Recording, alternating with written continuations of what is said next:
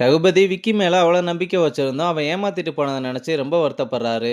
அது மட்டும் இல்லாம நெடுமாறன் போனதுக்கு அப்புறம் ரெசார்ட்டுக்கு வர கெஸ்டோட எண்ணிக்கையுமே குறைஞ்சிருக்கு. அதனால இப்படியே போய்கிட்டு இருந்தா அடுத்த 3 மாசத்துக்குள்ள நம்ம ரெசார்ட்டை க்ளோஸ் பண்ற நிலைமை வந்துரும்னு சொல்றாரு. நமக்கு நேத்து நடந்தது மோசமான விஷயம்தான். ஆனா அதுல இருந்து நம்ம மீண்டு வர முடியாதுன்னு இல்ல. நீங்க என்ன நம்பி சிஇஓன்ற ஒரு பொறுப்பை கொடுத்துருக்கீங்க. அதுக்கு நான் எவ்வளவு உண்மையா இருக்க முடியுமோ அவ்வளவு உண்மையா இருப்பேன். நெடுமாறன் இல்லாம இந்த ரெசார்ட்டை என்னால பழையபடி ரன் பண்ண முடியும். எனக்கு கொஞ்சம் மட்டும் டைம் கொடுங்கன்னு சொல்லிட்டு போறான்.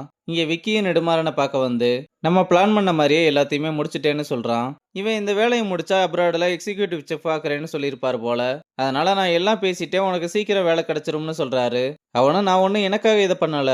நான் ஆர்ஆர் ரெசார்ட்டோட எம்ப்ளாயின்றதை தாண்டி நான் செஃப் நெடுமாறனோட டீம். நீங்க ஆர்டர் கொடுத்தா நான் செஞ்சுதான் ஆகணும், அதைத்தான் பண்ணேன்னு சொல்றான்.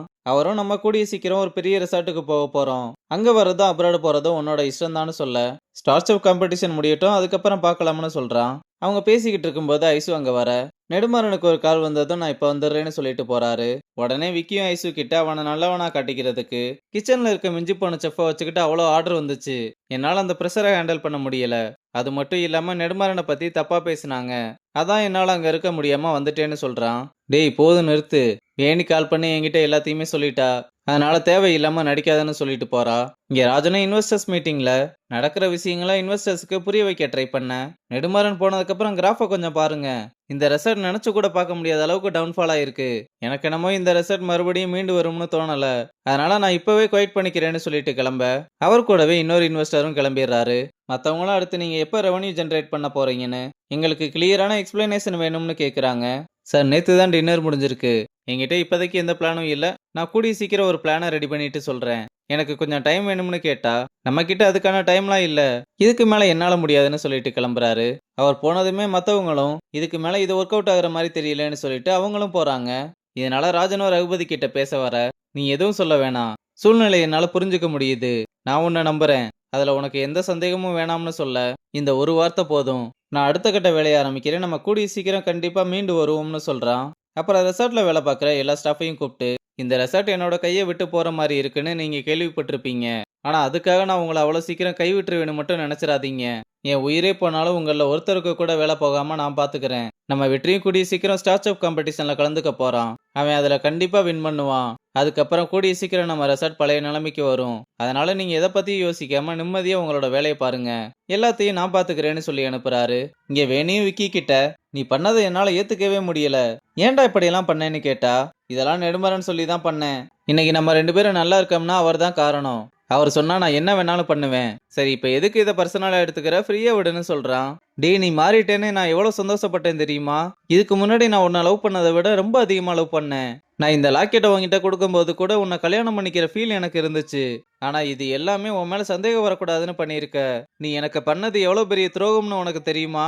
அவ்வளவுதான் போதும், இதை இப்பவே முடிச்சுக்கலாம். என்னவே நீ இதெல்லாம் 2 நாள்ல சரியாயிரும். நீ ஏன் வந்து பேசிடுவ. பிரேக்கப்லாம் உனக்கு செட் ஆகாதுன்னு சொல்ல அதுக்கெல்லாம் சான்ஸே இல்ல. நீ இவ்வளவு பண்ணதுக்கு அப்புறமும் இது சரி வராதுன்னு அவளோட லாக்கெட்டை அத்தை அவன் மேல தூக்கி எறிஞ்சிட்டு போறா. இப்பதான் வேணு ஒரு கரெக்டான டிசிஷன் எடுத்திருக்கான்னு யாரெல்லாம் நினைக்கிறீங்கன்றத கமெண்ட்ல சொல்லுங்க. இங்க செல்வினும் ஐசுவை வெளியே கூட்டிட்டு வந்து உன் அப்பா உன்னை எப்படியெல்லாம் ட்ரெயின் பண்ணுவாரு, என்னென்ன டெக்னிக்லாம் சொல்லி கொடுப்பாருன்னு கேட்டு தெரிஞ்சுக்கிட்டு நைஸா பேசிக்கிட்டே உன்னோட வீக்னஸ் என்னன்னு கேக்குறான்.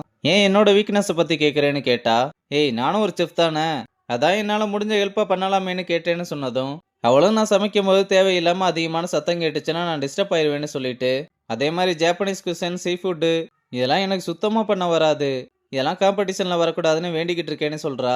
அதெல்லாம் நீ ஒன்றும் கவலைப்படாத, கண்டிப்பா வராது. ஸ்டார் செஃப் ஆகணும்னு உனக்கு ரொம்ப ஆசை இருக்கு போல. இது என் அப்பாவோட ஆசை. அவர் சின்ன வயசுல இருந்து என்னையும் என் அக்காவையும் கஷ்டப்பட்டு வளர்த்துருக்காரு. என் மேல அவரோட மொத்த ட்ரீமையும் வச்சிருக்காரு. நான் இதை ஒன்றை மட்டும் அவருக்காக பண்ணிட்டேன்னா போதும். ஒரு பொண்ணா அவரை ப்ரௌடா ஃபீல் பண்ண வச்சுட்டு பீஸ்ஃபுல்லா இருப்பேன்னு நம்புறேன்னு சொல்றா. ஆனா செல்வின் இதெல்லாம் கேட்டு தெரிஞ்சுக்கிட்டது ஐசு மேல இருக்கிற அக்கறையில இல்லைன்றது மட்டும் நல்லா தெரியுது. கண்டிப்பா அவனும் ஸ்டார்ட் அப் காம்படிஷன்லாம் கலந்துக்க போறான்னு தான் நினைக்கிறேன். பொறுத்திருந்து பார்க்கலாம். இங்க வெற்றி அம்மாவுக்கு கால் பண்ணி உடம்பு எப்படி இருக்குன்னு கேட்டு விசாரிக்க அது அப்படியே தான் இருக்கு, வேலையெல்லாம் எப்படி போய்கிட்டு இருக்கு. ஏதோ போய்கிட்டு இருக்குமா, அதெல்லாம் விடு. நான் முட்டி மோதி ஒரு செஃப் கிட்ட பிராக்டிஸ் பண்ணிக்கிட்டு இருக்கேம்மா. கூடிய சீக்கிரம் ஸ்டார் செஃப்னு ஒரு காம்படிஷன்ல கலந்துக்க போறேன்னு சொல்ல செல்வி சொன்னாடா ரொம்ப சந்தோஷமா இருக்கு.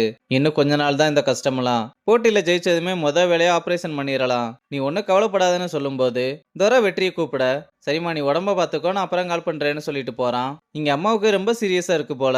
ஏமா அவங்கிட்ட சொல்லலன்னு கேட்டா அவனுக்கு மட்டும் இது தெரிஞ்சா அங்கேயே உடஞ்சு போய் உட்காந்துருவான்.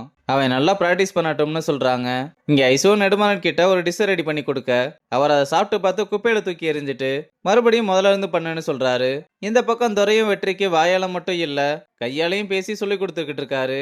மாறி மாறி ட்ரெயின் பண்ணி இந்த பக்கம் வெற்றியும் சோர்ந்து போய் உட்காந்துருக்க, அந்த பக்கம் ஐசுவும் அதே மாதிரி உட்காந்துருக்கா. அப்புறம் வெற்றி மொபைல்ல ஃபேமிலியோட போட்டோவை பார்த்து இதுக்கு முன்னாடி இந்த கஷ்டம்லாம் ஒண்ணுமே இல்லைன்னு மறுபடியும் ட்ரைனிங்கை ஸ்டார்ட் பண்றான். அதே மாதிரி ஐசுவும் நெடுமாறனை பத்தி யோசிச்சு பார்த்து அப்பாவுக்காக இதை பண்ணி ஆகணும்னு களத்துல இறங்குறா.